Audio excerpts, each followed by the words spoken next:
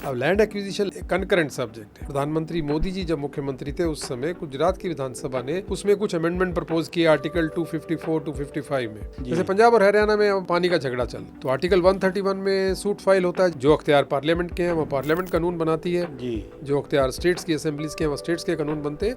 तो कोई fiscal federalism पे भी कोई कॉन्फ्लिक्ट नहीं है। नेशनल फाइनेंस कमीशन की रिकमेंडेशन मैंडेटरी है जी, और डेवल्यूशन जो क्राइटेरिया बेस्ड डेवल्यूशन है जी, वो 41% जो है उसका जो भी क्राइटेरिया में जिसका जितना शेयर बनता है वो मैंडेटरी है, उसके ऊपर भारत सरकार रोक नहीं सकती। लेकिन सिर्फ फाइनेंस कमीशन में या सेंट्रल पूल के सेंट्रल टैक्सेस के शेयर में नहीं पैसा आता है स्टेट्स को जी। 60% सेंट्रल गवर्नमेंट रखती है, water resource, interstate water courses develop करना जी जी, या कंकरेंट सब्जेक्ट में एजुकेशन के लिए कोई प्रोग्राम बनाना, IIT IIMs बनाने। एग्रीकल्चर में हमको प्रेफरेंस मिलता है, ग्राउंड वाटर में तेलंगाना, उड़ीसा जहाँ ग्राउंड वाटर की कमी है तो स्टेट स्पेसिफिक ग्रांट्स जो government of India central sponsor scheme में या सेंट्रल प्लान स्कीम्स में देती है। बहुत बड़ा मतभेद पंजाब के साथ किया जाता है। सेंट्रल पूल में से स्टेट का शेयर कितना होगा, स्टेट का शेयर कैसे बांटा जाना है। सेंट्रल अपने 60% या 59% शेयर में से पैसे देता है, तो कई स्टेट्स उस पैसे को जिस मकसद के लिए दिया जाता है उस पर खर्च नहीं करते, तो सेंटर उसके ऊपर किंतु परंतु करता है। तो पंजाब के पास 10, 11, 12 हज़ार करोड़ रुपया डिजास्टर रिलीफ का पैसा खड़ा है, लेकिन कैश नहीं है। ऐसा नहीं है कि पंजाब को पैसा नहीं मिला या उसकी कोई मिस यूटिलाइजेशन हुई है। तो अब सर हम जो आगे बातचीत करेंगे पंजाब के वो स्पेसिफिक मुद्दे जो कि मौजूदा सरकार की सेंट्रल गवर्नमेंट के साथ रोज़ डिस्प्यूट रहते हैं, जिसको लेके आम जनता बड़ी कंफ्यूज्ड है। उन मुद्दों को बारे में सर 1 बाय 1 आपसे बातचीत करूँगा। तो सबसे सर पहला मुद्दा है रूरल डेवलपमेंट फंड और मार्केट डेवलपमेंट फंड।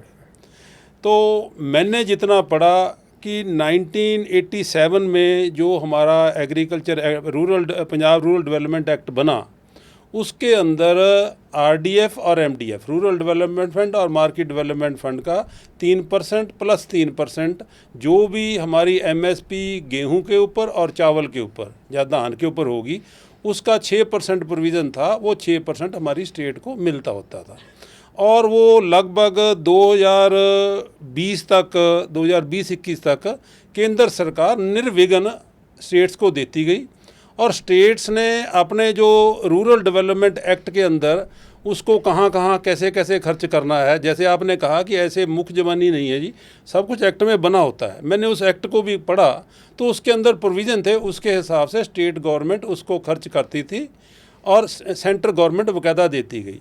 2020-21 के बाद ऐसा क्या हुआ कि केंद्र सरकार ने कहा कि हमने जी 3-3% नहीं, हम तो 1-1-2% देंगे जी।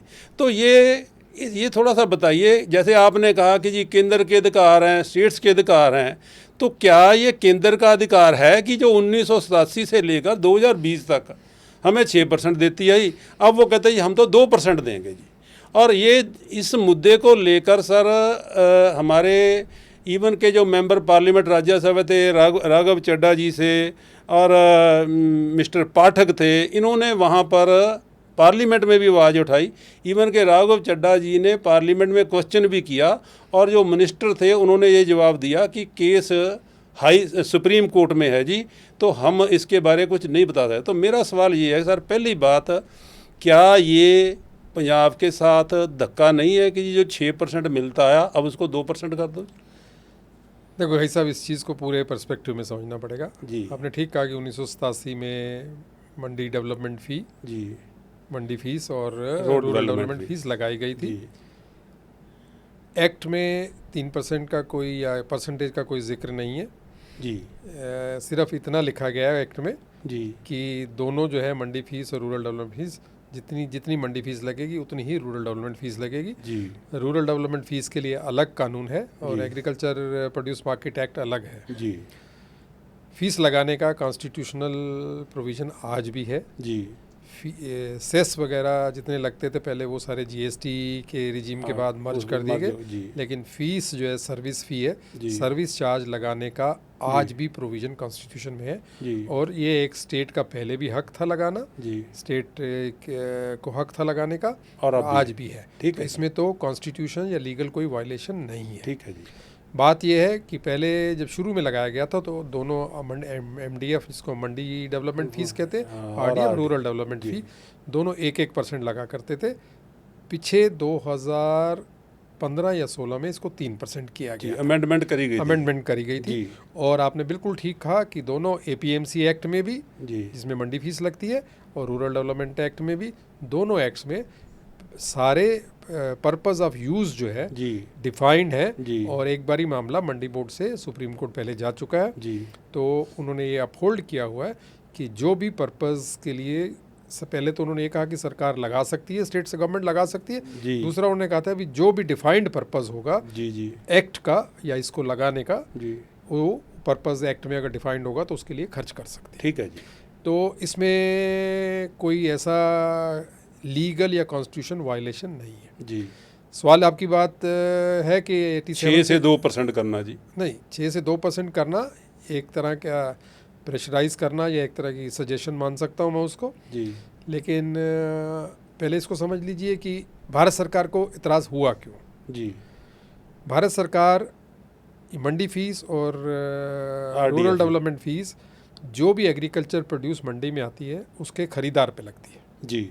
प्रोड्यूसर पे कोई टैक्स लगा नहीं सकते जी। एक कॉन्स्टिट्यूशनल प्रोटेक्शन है हमारे एग्रीकल्चर सेक्टर को कि एग्रीकल्चर पे कोई टैक्स नहीं होता जी। लेकिन टैक्स बायर पे लग सकता है जी, जो भी खरीदार है। अब क्योंकि भारत सरकार बहुत बड़ी खरीदार है जी, वीट और राइस तकरीबन जैसे मैंने कहा 1.5 लाख करोड़ की अगर फसल आती है तो 80-90 हज़ार करोड़ की प्रोक्योरमेंट तो गवर्नमेंट की है जी। तो अगर गवर्नमेंट प्रोक्योर करेगी तो गवर्नमेंट को भी वो मंडी फीस और रूरल डेवलपमेंट फीस देनी पड़ती थी और देते रहे हैं जी, जी। अब मंडी फीस और इनका बेसिक कैरेक्टर एक टैक्स ऑन परचेजर है जी, बेसिक पर्पस तो है जी। अब टैक्स भारत सरकार या FCI बायर थी तो वो पैसा आता था, मंडी फीस वाला मंडी अकाउंट में मंडी बोर्ड के पास चला जाता था, रूरल डेवलपमेंट वाला रूरल डेवलपमेंट बोर्ड के अकाउंट में जमा हो जाता था। रूरल डेवलपमेंट फीस वाला पैसा जो है वो रूरल इंफ्रास्ट्रक्चर बनाने में खर्च होता था, किसानों के वेलफेयर के लिए खर्च होता था। और मंडी फीस जो है वो एग्रीकल्चर मार्केटिंग बोर्ड, जो एग्रीकल्चर मार्केटिंग इंफ्रास्ट्रक्चर है, जितने 1800 से ज़्यादा परचेज सेंटर बने हुए हैं, उसके वहाँ पे प्लिंथ्स भी बनती हैं, वहाँ पे वेयर हाउसिंग गोडाउन्स भी बनते हैं, वहाँ लेबर के रहने की जगह भी बनती है, वहाँ लेबर का पानी का प्रबंध भी होता है, उसके साथ मंडियों को खेतों के साथ जोड़ना, उसकी कनेक्टिविटी जो लिंक रूरल लिंक रोड्स हैं वो भी बनती है। वो सारा पैसा मंडी बोर्ड से खर्च होता था, वो पैसा उसके लिए और डिफाइंड पर्पसेस के लिए होता। आज तक कभी एतराज़ नहीं हुआ। ऐसा है कि 2017 में जब सरकार बदली जी, तो इस सरकार का पॉलिटिकल कमिटमेंट था कि हम किसानों का लोन वेव करेंगे, कर्जा माफ़ करेंगे जी जी। तो इस सरकार ने रूरल डेवलपमेंट एक्ट को अमेंड किया जी। एक्ट अमेंड करके ये कहा कि किसानों के वेलफेयर का मतलब वेलफेयर, उसमें किसानों का वेलफेयर तो शामिल था जी, जी, जी। लेकिन वेलफेयर में क्लियरली डिफाइंड नहीं था कि लोन वेव करना एक वेलफेयर मेजर है कि नहीं जी। तो गवर्नमेंट ने एक्ट अमेंड करके उसको डिफाइन कर दिया कि लोन वेवर भी एक वैलिड चार्ज है, फिट चार्ज है जी। और तकरीबन रूरल डेवलपमेंट बोर्ड ने रूरल डेवलपमेंट फीस जो आती थी उसको एस्क्रो करके 8-9 हज़ार करोड़ रुपया कर्जा लिया बैंकों से जी। और उस कर्जे को खजाने में जमा कराया जी। उस खजाने से उस जो छोटे और स्मॉल एंड मार्जिनल फार्मर 5 एकड़ तक के किसानों का वो कर्जा माफ़ किया गया। लगभग 4600 करोड़ या 6000 करोड़ रुपया बताते हैं। 4600 करोड़ की किस्त गई थी, मेरा टोटल 6400 या 6600 करोड़ रुपया वो डिसबर्स हो गया था जी। जब किसानों को इसका रिलीफ मिलने लगा जी, तो कुछ पॉलिटिकल लोग जो उस टाइम सरकार में नहीं थे जी, उन्होंने ये हल्ला मचाया कि रूरल डेवलपमेंट फीस के पैसे का मिसयूज़ हो रहा है जी। उनको नहीं शायद जानकारी रही होगी कि रूरल डेवलपमेंट एक्ट में प्रोविज़न है और बिल्कुल ठीक से यूज़ हो रहा है जी। और उन्होंने ये बात जाके भारत सरकार के आगे रख दी पॉलिटिकल लेवल पे, स्टेट के लोगों ने, स्टेट के ही लोगों ने, अपोजिशन पार्टी के जाके उन्होंने रख दिया। वहाँ उन्होंने चिट्ठी निकाल दी भी आप कैसे कर रहे हैं ये। ठीक है जी। तो ये मतलब सर उन्होंने सारी डिटेल भी मांगी यूटिलाइजेशन की जी। अब देखिए भारत सरकार एक टैक्स की देनदार है जी। आप भी टैक्स देते हैं, मैं भी टैक्स देते हैं, हमें कभी बताया गया कि टैक्स किस पर्पस के लिए खर्च होता है? नहीं पता जी। ये तो जो भी टैक्स कलेक्ट करता है, जो भी सरकार टैक्स कलेक्ट करती है, उसकी जिम्मेवारी है कि टैक्स को, पब्लिक मनी को पब्लिक पर्पस के लिए खर्च करे। जैसे आपने कहा कि लिखा हुआ है कि लिखा कैसे हुआ है। कैसे खर्च करना तो है। हम जो टैक्स लेते थे या मंडी फीस लेते थे या पंजाब सरकार जो लेती थी, वो एक डिफाइंड पर्पसेस के, जो लीगल स्टैट्यूटरीली डिफाइंड है, उस पर्पस के लिए खर्च करते थे। जी जी हमने वो सारी बात, पूरी ये बात चिट्ठी भी गई थी जी कि एक टैक्स है, आप टैक्स के देनदार हो और आप पहले तो पूछ नहीं सकते, फिर जी, भी आप पूछ बिल्कुल रहे हो, ठीक है, हाँ। तो आप फला फला एक्ट में, रूरल डेवलपमेंट एक्ट के इस प्रोविजंस को देख लीजिए, रेलेवेंट प्रोविजंस को, उसमें क्लियरली डिफाइंड है जी और सारा कंप्लीट ऑडिट हुआ हुआ है। जी लेकिन क्योंकि एक मामला पॉलिटिकल एडजस्टमेंट का था, ठीक है जी। तो उनको लगा कि शायद ये आरडीएफ से ज़्यादा पेनिट्रेट कर जाएंगे, रूरल एरियाज़ में पॉलिटिकल पार्टी पेनिट्रेट कर जाएगी। लेकिन गलती सरकार की ये है, सरकार को सुप्रीम कोर्ट जाना ही नहीं चाहिए। अच्छा जी जिसके अगेंस्ट लाइबिलिटी है वो तो जाए, अपनी लाइबिलिटी को चैलेंज करे कि मेरी लाइबिलिटी नहीं बनती है। जी जाना तो गवर्नमेंट ऑफ इंडिया को, गवर्नमेंट ऑफ ने टैक्स देना है, जी पंजाब सरकार ने तो टैक्स लेना है। जी गवर्नमेंट ऑफ इंडिया चैलेंज करे तो करे जी कि हमारे पे टैक्स इन्होंने फालतू लगाया या गलत लगाया या उसकी मिसयूज़ करते हैं। हम क्यों जाए, हम तो टैक्स लेंगे, टैक्स लगाना कॉन्स्टिट्यूशनल हमारा हक था और हम ठीक से लगा रहे हैं। अब गवर्नमेंट ऑफ पंजाब चली गई है उसमें जी सुप्रीम कोर्ट में, सुप्रीम कोर्ट उस पर फैसला नहीं कर रही जी या डिले हो रहा है, जी इसकी वजह से वो पैसा रुका हुआ है। जी। लेकिन मैं आज भी ये मानता हूँ आरडीएफ और एमडीएफ दोनों कॉन्स्टिट्यूशनली वैलिड हैं। 40 साल तक इसकी पेमेंट होती रही या 38 साल तक पेमेंट होती रही। 87 से 2020 तक होती रही। हाँ, तो 43 साल के करीब हो जाते हैं या 33 साल हो जाते हैं। 33 साल तक इसकी पेमेंट होती रही। इसकी पेमेंट रोकने का कोई वाजिब कारण नहीं है। जी अगर पैसा कर्जा लेके किसानों का लोन माफ़ किया गया है, वो यूपी में भी कर्जा माफ़ हुआ है, जी वो कई और स्टेट्स में भी हुआ है। जी जी पंजाब के पास जो साधन अवेलेबल था, उस साधन की यूटिलाइज करके हमने किसानों को फ़ायदा दिया है और वो उसका पूरा ऑडिट रिकॉर्ड है, जी उसका पूरा ऑडिट ट्रेल है, उसका पूरा ट्रांजैक्शन ट्रेल है। जी ऐसा नहीं है कि उस पैसे की कोई मिसयूटिलाइजेशन हुआ है। जी ऐसा नहीं कह सकते कि किसी किसान को फ़ायदा नहीं मिला। जी सवाल ये है कि भारत सरकार को क्योंकि ये लगता है कि शायद एक अपोजिशन गवर्नमेंट थी जो आपने बात पहले जी की, जी तो वो एक ऐसा काम कर रहे हैं जो भारत सरकार नहीं चाहती, जी तो इसलिए उस पर वो एतराज़ लगा है। लेकिन ये मैं ये मानता हूँ कि ये आउट ऑफ कॉन्टेक्स्ट ऑब्जेक्शंस हैं। जी लीगली उनका टैक्स लाइबिलिटी बनती है और उनको देना चाहिए। जो सर आपने अभी बात कही, मैंने भी पढ़ा, जो पंजाब रूरल डेवलपमेंट एक्ट 1987 की धारा 7 में आगे सब 6 जो रोमन 6 आता है, उसके अंदर ये प्रोविज़न है कि डिस्ट्रेस में अगर किसान सेल कर देता है, और अमरिंदर सिंह की गवर्नमेंट ने बाकायदा जो आपने बात कही उसमें ये उसको क्लैरिफाई किया है कि हमने ये अपनी मर्जी से या कोई पॉलिटिकली उसके लिए से नहीं किया, क्योंकि हमारे एक्ट में प्रोविज़न है। स्पष्ट सी बात है, मैं उस टाइम सरकार में था जी। हम लोगों ने ब्यूरोक्रेटिक लेवल पे इस बात को कहा था कि ये कानूनी पॉसिबल नहीं है। अच्छा जी। तो पॉलिटिकल साइड से ये था कि ये वेलफेयर मेजर है। अच्छा जी। तो हम लोग इसको वेलफेयर, लोन वेवर को वेलफेयर नहीं मानते थे जी। जब कुछ ऑफिसर्स जो भी उस टाइम उस महकमे थे, एग्रीकल्चर डिपार्टमेंट में थे, वो नहीं मानते थे। जी तो फिर ये फैसला हुआ कि ठीक है, अगर ऐसा कुछ लगता है जी तो विधानसभा में अमेंडमेंट एक्ट लेके एक्ट को अमेंड करके इस पोजीशन को क्लैरिफाई कर दिया जाए। ठीक है जी। तो अभी जो आज की लीगल पोजीशन है उसमें debt waiver, farmer debt waiver एक वेलफेयर मेजर है, ठीक है और उसके लिए rural development fee, mandi fees खर्च हो सकती है। ठीक है सर। तो इसका मतलब वो अगर कुछ लोगों ने इस पर ऑब्जेक्शन किया तो बाकायदा एक्ट में अमेंडमेंट करी गई, जो कि स्टेट गवर्नमेंट की पावर में था। बिल्कुल, विधानसभा का एक्ट है और गवर्नर साहब ने उसको किया हुआ, प्रॉपर नोटिफिकेशन है। दूसरी बात सर, आपने ये कही कि जी पंजाब सरकार को इसके लिए सुप्रीम कोर्ट में नहीं जाना चाहिए था। मैं सर ये पूछता हूँ कि अगर हमारी केंद्र सरकार जो 3% जमा 3% जो हमारा अधिकार है वो अगर हमें नहीं दे रही, और वो उसका कोई जवाब भी नहीं दे रही। राघव चड्डा ने एज ए राज्यसभा मेंबर वहाँ क्वेश्चन किया और वहाँ जवाब उन्होंने यही दिया कि जी ये सुप्रीम कोर्ट में है जी, सब जुडिस है, इसलिए हम कुछ कह नहीं सकते। तो क्यों नहीं, अब फिर सरकार जाए कहाँ जी? अगर केंद्र सरकार जो बनता है वो देती नहीं है जी, कम दे रही है और जवाब भी कोई नहीं दे रही। ये तो एक स्टेट गवर्नमेंट को अपने हक असर्ट करने का मसला है जी, लीडरशिप को अपना राइट असर्ट करने का मसला है जी। ये बेसिकली एक, चाहे ब्यूरोक्रेटिक लेवल पे कह लीजिए या पॉलिटिकल लेवल पे, गवर्नमेंट को लीडरशिप को असर्ट करना चाहिए जी। एक्चुअल में भारत सरकार का एतराज़ मंडी फीस और आरडीएफ में तो हो ही नहीं सकता जी। उनका एक एतराज़ जो है वो है जो आड़तियाज की फीस लगती है जी 2.5% वो लगती है। जी तो टोटल खर्चा जो है 8.5% पड़ता है FCI पे। जी जी 3% मंडी फी, 3% रूरल डेवलपमेंट फीस और 2.5% पड़ता है आड़तिया फीस। जी वो आड़तियाज के जो इंटरमीडियरीज हैं, जी। ये जो इंटरमीडिएशन की फीस है, आड़तियाज जो है उस पर भी एतराज़ लगाते हैं। अच्छा जी। लेकिन उस टाइम हम स्पष्ट किया था, मेरे को भाई साहब आप भी कारोबार करते हैं, इतना लंबा सफ़र हो गया, मेरे को एक भी कोई ऑक्यूपेशन ऐसा बता दो जिसमें इंटरमीडियरीज नहीं है। हाँ, जिसको दलाल हम कहते हैं सर। हाँ जी, फाइनेंशियल मार्केट में नहीं है, हाँ, हर चीज़ में है जी। बताइए इंफ्रास्ट्रक्चर हाँ, में ठीक- नहीं है, ठीक, बिल्कुल है जी, बिल्कुल है जी। किस मार्केट में इंटरमीडियरीज नहीं है? नहीं है जी। लोन मार्केट में नहीं है। हाँ, आज आपको मेरे को लोन लेना है किसी बड़े प्रोजेक्ट के लिए 200-400 करोड़, तो क्यों नहीं मैं किसी अच्छे स्टार्टेड अकाउंटेंट के पास था जो बैंक के पास मेरी लोन एप्लीकेशन तैयार करता है। वो भी सर एक बिजनेस है, वो बिजनेस सारा डाटा इकट्ठा करता है, सर्विस है सिस्टम ना, बनाता है, एक सर्विस देता है। सर्विस बिल्कुल सेक्टर ठीक- है ना वो। बिल्कुल ठीक है जी। आप आज CAs पे जितने भी कंसल्टेंट्स हैं, फाइनेंशियल कंसल्टेंट्स हैं, सर्टिफाइड कंसल्टेंट्स हैं, शेयर मार्केट में भी जाते हैं, किसी ना किसी कंसल्टेंट, किसी ना किसी इंटरमीडियरी के थ्रू जाते हैं। इवन के तो प्रॉपर्टी अगर- डीलर सर हम अगर हैं।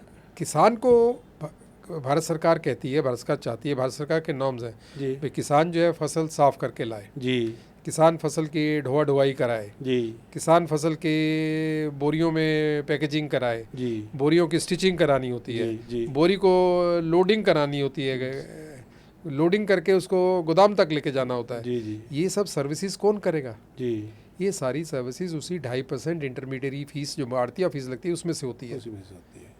हर जगह पे क्लीनर्स लगे हुए हाँ, हैं, बिल्कुल ठीक। लेबर लगती है, हाँ, हाँ, मॉइस्चर को सुखाने के लिए मॉइस्चराइजर लगे हुए हैं, हाँ, मॉइस्चराइजर वेइंग मशीन लगे हुए जी, हैं, जी, फसल को तोला जाता है, फसल को सुखाया जाता है, फसल को साफ किया जाता है, फसल को बोरियों में डाला जाता है, बोरियों में डालने के बाद बोरियों को सिला जाता है, जी, जी। फिर बोरियों को ट्रकों में लोड किया लोड जाता किया है, फिर अनलोड किया जाता है, फिर उसकी स्टैकिंग होती है।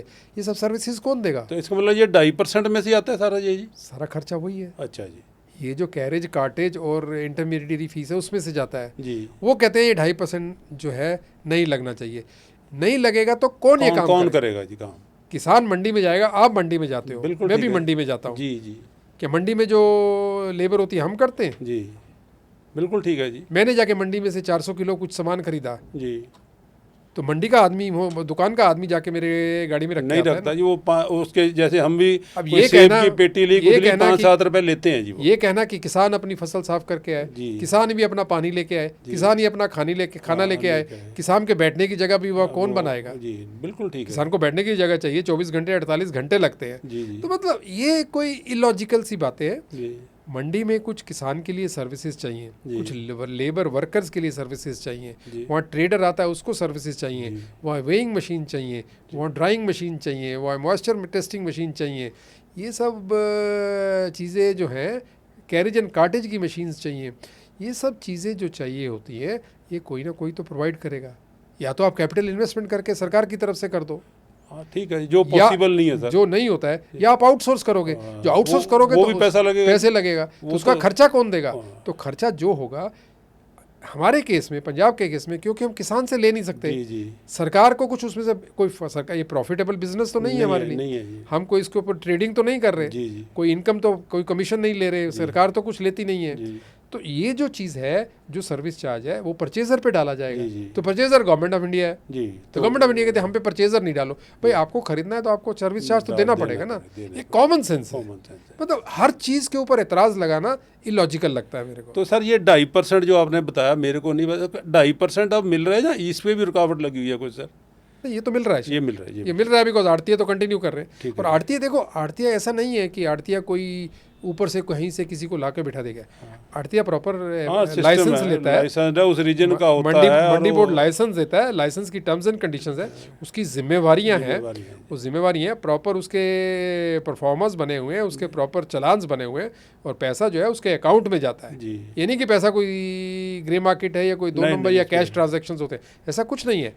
वो प्रॉपर चालान भरना पड़ता है, चालान भर के पैसा उसके अकाउंट में जाता है, और उसका एक एक पैसा जो है अकाउंटेड इनकम है। जी मतलब ये चीज़ को एतराज़ करना मेरे को थोड़ा जायज़ नहीं लगता। सर मैं गांव में रहा हूँ जी, आड़ती इवन के किसान को मॉरल, सोशल और फाइनेंशियल सपोर्ट भी देता है, जो कि नो डाउट उसमें प्रोविज़न नहीं है, अलग करता है, लेकिन अगर वो है तभी मिल रही है जी। देखो एक चीज़ मैं कहूँगा, ये सब ये बात भी गवर्नमेंट ऑफ इंडिया वाले भी जो आपने बात करी, वो गवर्नमेंट ऑफ इंडिया भी कहती है कि नहीं जी आड़तिया तो उनको लोन देता है, आड़तिया उनको दूसरे तरीके से बहकाता है। जी। ऐसा कुछ नहीं है, ठीक है जी। ये एक प्रमोशनल एक्टिविटी है। जी आप जब आड़ती की दुकान, एक कमीशन एजेंट्स की दुकान या एक बिजनेस शुरू करोगे किसी भी मंडी में, जी आप चाहोगे कि ज़्यादा से ज़्यादा कस्टमर मेरे पास आए। आए आप कस्टमर आपके पास क्यों आएगा? आप कुछ उसको प्रमोशन, दूसरे से हट के कुछ दोगे जी। हाँ। कुछ इंसेंटिव दोगे ना जी जी। उसको, या तो कहोगे चल मैं तेरे को ये दवाई मुफ्त दूंगा, जहाँ रहने या की जगह दे ये देता दवाई हूँ। पे इतना डिस्काउंट दूंगा, डिस्काउंट दे इस दूंगा एग्रोकेमिकल्स पे डिस्काउंट दूंगा, दे सीड दूंगा। पे डिस्काउंट दूंगा,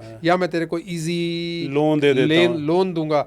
ये एक इनफॉर्मल इंसेंटिव सिस्टम है। ठीक है जी। एक इसको जैसे मार्केट प्रमोशन एक्टिविटी कहते हैं। ठीक है जी। कि हर कोई आड़तिया चाहता है, और आप गांव में समझते हैं हर गांव में एक या दो आड़ती होते हैं। जी। तो पूरे के पूरे किसान जो है एक आड़ती से जुड़ जाते हैं। वो उस आड़तिये के से इंसेंटिव उम्मीद करते हैं कि आड़तिया मेरी फसल ले भी जाएगा, आड़तिया मेरी फसल छोड़ भी जाएगा, आड़तिया मेरी फसल साफ भी करा देगा, आड़तिया अगर मेरे को शॉर्ट टर्म कोई क्रेडिट चाहिए, कोई इमरजेंसी क्रेडिट चाहिए वो भी अरेंज कर देगा। आड़तिया मेरे को अगर कोई एग्रोकेमिकल्स चाहिए या कोई खाद की बोरी चाहिए वो भी दिला देगा। तो ये एक अपने कस्टमर को बनाए रखना, एक customer market management, market promotion activity, marketing incentives कह लीजिए, ये एक्टिविटीज़ है जो इनफॉर्मल मार्केट में चलते हैं, इनफॉर्मली मार्केट में चलते हैं। वो ये सिर्फ एग्रीकल्चर मार्केट में नहीं है जी, ये हर मार्केट में है। हर मार्केट में। आप अगर शेयर मार्केट में जाते हो, मैंने किसी शेयर मार्केट के दलाल से 10,000 शेयर खरीदा जी, तो मेरे को एक कंप्यूटर फ्री दे देता है। हाँ ठीक है जी। क्या वो फिर वो गलत नहीं है? हाँ, है ना गलत? लगभग है तो पैरेलल्स वही बात है सर। बेसिकली तो इंसेंटिव्स है ना।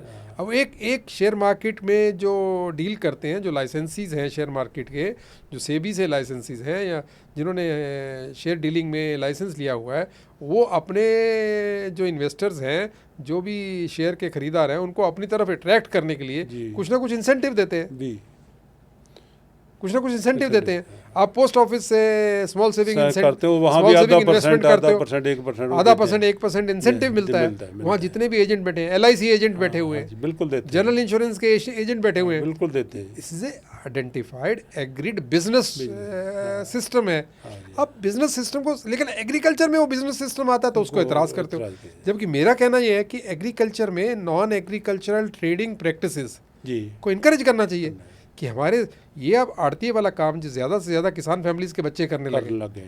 जितनी ट्रेडिंग एक्टिविटीज़ हैं, ट्रेडिंग सर्विसेज हैं, जो अगर किसान ही उस काम को करने लगे तो किसान की आमदन बढ़ेगी। किसान को अगर बिजनेस सिखाना है, बिजनेस की प्रैक्टिसेस के बारे में जानकारी देनी है, तो these are the openings available.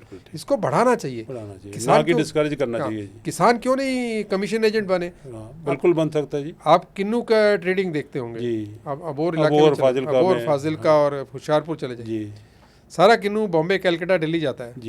जितने भी किन्नू के बड़े बड़े बायर्स हैं जी, सब ने अपने सर्विस सेंटर खोले हुए हैं अबोर में जी, उनके एजेंट्स बैठे हुए हैं जी। वो जब किन्नू का सीजन आता है, अब जैसे आएगा अगस्त सितंबर में जी, तो पहले से वो फॉरवर्ड कॉन्ट्रैक्ट कर लेते हैं। ठीक है, पर एकड़ में 1 लाख दूंगा, पर एकड़ 2 लाख दूंगा जी। तो वो अगर एक बड़े परचेज करने वाला या कॉरपोरेट कंपनी कोई वाला या कॉर्पोरेट सेक्टर वाला अपना एजेंट बिठा सकता है जी, तो किसान के जो आड़तिया जो अगर मंडी में आके बैठ गया तो उस पर एतराज़ है। अब किन्नू की सारी परचेज खेत से सीधी होती है, और ये जो कॉर्पोरेट एजेंट्स बैठे हुए हैं वो फॉरवर्ड कॉन्ट्रैक्ट्स करते हैं। हमें आके बड़े बड़े किसान किन्नू ग्रोवर्स बताते हैं कि मेरा 1 लाख में खेत का हो गया जी। खड़े खड़े खेत को बिक गया जी, खड़ा बेत मैंने 1 लाख में ठेका कर लिया। अब वो अपने किन्नू तोड़ के ले जाएगा, वही उसको पिकिंग कराएगा, किन्नू पैकेजिंग पिकिंग कराएगा, उसकी क्लीनिंग कराएगा, उसकी वैक्सीन कराएगा, उसकी पैकेजिंग कराएगा, वही उसको ट्रांसपोर्ट करेगा। तो किसान का जो खजल खुआरी है वो बचती है ना। किसान का काम कम होता है और किसान को पैसे मिलते हैं, एडवांस में मिल जाते हैं। अगर आप किसान ऐसे तोड़ के किन्नू एक किन्नू तोड़ के मंडी में लाने लगे तो किसान का काम ही नहीं खत्म होगा। उसका काम तो है नहीं ये सर। सो ये थोड़ा सा, मतलब मैं ये कह सकता हूँ कि जो खेत की जानकारी है ना, खेत की कार्यविधि की जानकारी है, खेत में जो कारगुजारी होती है, किसान क्या करता है, मजदूर क्या करता है, आड़तिया क्या करता है, दूसरा एजेंट बैठा क्या करता है, जो एग्रोकेमिकल सप्लायर क्या करता है, जो सीड सप्लायर है वो क्या करता है, जो फर्टिलाइजर सप्लायर, ये जो जानकारी है पॉलिसी लेवल तक एक फार्म एक्टिविटीज़ का पूरा जानकारी उतना नहीं है जितना समझ चाहिए। तो सर जो आपने अभी बात किन्नू के व्यापारी की बात कही कि जी एक कारपोरेट वो ले रहा है जी, उसी में मैंने जितना का पढ़ा और सुना है, इवन के हिमाचल में जितने सेब के बाग हैं वो भी कहते हैं जी अंबानी या अडानी ग्रुप खड़े उनको खरीद लेता है। भाई साहब हिमाचल क्यों जा रहे हो? पंजाब में आलू के खेत जलंधर में सारे, अच्छा जी, जितने हमारे 75% मुल्क में जितना सीड पोटैटो होता है, जी जो आलू का बीज पैदा होता है, पंजाब में होता है। जी, और खेत के खेत बिकते हैं। अच्छा जी, सीड पोटैटो डीलर्स बेंगलोर से आके, कलकत्ता से आके खेत के खेत बॉन्डिंग कर लेते हैं। जी उनके एजेंट आ जाते हैं, जी। सौदा कर लेते हैं। आप चलिए जनसंघा के पास चलिए, पट्टी के पास चलिए, मैं ले चलता हूँ उनके पास। ठीक है जी। वो कहते हैं कि हाँ फला उनका एजेंट आ गया, फलानी कंपनी महिंद्राज वालों का एजेंट आ गया है जी, रिलायंस वालों का आ गया बड़ी है बड़ी कंपनियां जी, सारे। अच्छा। जो फूड प्रोसेसिंग कर रही हैं, ठीक है जी, जो कंपनियां चिप्स बना रही हैं, या जो PepsiCo कंपनियां है जी, पोटैटो प्रोसेसिंग कर रही हैं, जी। वो आके साल पहले से बॉन्डिंग कर देते हैं। उनके एजेंट आके खेत के खेत बुक कर लेते हैं, मेरा 5 रुपए किलो में बुक हो गया या 10 रुपए किलो में बुक हो गया, तो उसमें चलता है। सिर्फ वेइंग का काम रह जाता है, जितनी प्रोड्यूस निकलती है, जितनी वेट निकलता है, उसके हिसाब से पेमेंट तो अगर सर इस पे ऑब्जेक्शन नहीं है, फिर 2.5% जो आड़ती का कमीशन है यही उस पे भी ऑब्जेक्शन नहीं होना चाहिए। इसी चीज़ पे ये जो छोटी छोटी बातें हैं ना, ये छोटे छोटे जो एतराज़ लगते हैं, इसी पे किसान निराश होता है। इसी से किसान का विश्वास जो है सरकारों से उठता है। बहुत किसान को लगता है कि आलू खरीदने के लिए अगर किसी बड़ी कंपनी का कोई एजेंट आएगा तो उस पर एतराज़ नहीं है, लेकिन मेरा अनाज खरीदने के लिए अगर कोई आड़तिया आ गया मेरे को मदद करने के लिए, मैंने किसी आड़ती से या किसी इंटरमीडियरी से मदद ले ली, तो उस पर एतराज़ है। ये चीज़ों से किसानों का विश्वास, किसान जो 24 घंटे प्रोटेस्ट और गुस्से के मूड में रहता है, इसी वजह से रहता है। ये छोटे छोटे इरिटेंट चाहिए नहीं, हमें चाहिए मार्केट में किसान को सुविधा होनी चाहिए, किसान को ease of doing the business होनी चाहिए। उसके लिए आपको सर्विसेज को बेटर करना है, better weighing, better cleaning, better sitting environment, better lighting arrangement, better आज गर्मी में अब जब फसल आएगी, अब आजकल चल रही है ना, अब तो बिजाई चल रही है धान की, अब जो गेहूं की फसल खत्म होगी, अब धान इतनी गर्मी में जब किसान को बैठना होता है मंडी में, वहाँ उसको बैठने का अरेंजमेंट चाहिए। तो ease of doing business, ease of living in the market, ये जो है ना होना चाहिए। इसके ऊपर एतराज़ लगाने वाली बात नहीं है। ठीक है, we should modernise our trade practices. Ji.